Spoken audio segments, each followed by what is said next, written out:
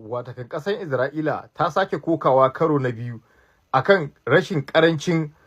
air defense system kenan, wanda Iran take amfani da wannan dama kuma take da gargazanta take aika mata hare-hare wanda Isra'ila ba ta iya kare su. Watakan Isra'ila tana amfani da Iron Dome ne, wanda kuma baya iya kare makamai masu nisan dango, wanda a yanzu haka tana nan tana ƙara kokawa saboda air defense system ɗinta gabaki ɗaya Iran ta riga ta lalata su, wanda ta nemi America da ta bata, amma kuma 'yan majalisun ƙasar Amerika sun hana, sun ce ba za su bada ba. Babu yanda za a yi a dinga kwasan dukiyoyin ƙasar Amerika ana loda ma ƙasar Isra'ila. Ta san bata shirya me yasa ta tsokano wannan yaki, wanda tun farkon fara yakin nan shugaban ƙasar Amerika ya nemi majalisa da su bashi kuɗi domin ya je ƙara siyo makamai da zai ba ma ƙasar Isra'ila, da kuma wanda za su ci gaba da ƙara faɗaɗa wannan yaki, wanda dai majalisu sun ki yadda a ɗiba makaman ƙasar Amerika a ba ma ƙasar Isra'ila, kuma sun ki yadda su ba da kuɗi a ji a ƙarasa wani faɗaɗa wannan yaƙi. Sun ce yaƙin ƙasar Isra'ila ta ƙarasa abinta da kanta, wanda kuma ƙasar Iran ta riga ta ci alwashi cewa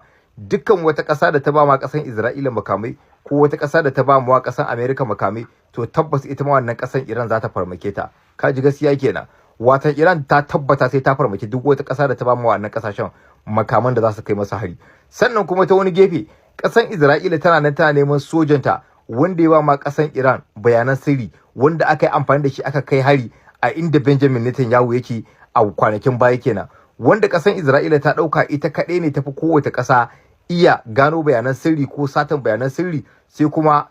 ta ga a wannan lokacin an mamaye ta, an siye sojanta ya ba da bayanan sirri, kuma har an kai hari inda Prime Minister yake, wanda abin bai yi mawa ƙasar Isra'ila daɗi ba ko kaɗa a wannan lokacin. Amma ta nan tana neman sojan, amma sai dai kuma ta yi latti, sojan ya riga ya tsire, neman sa take zaka ruwa a jaladan ta hukunta shi, amma har yanzu bata kama shi ba. Me za ku ce game da wannan?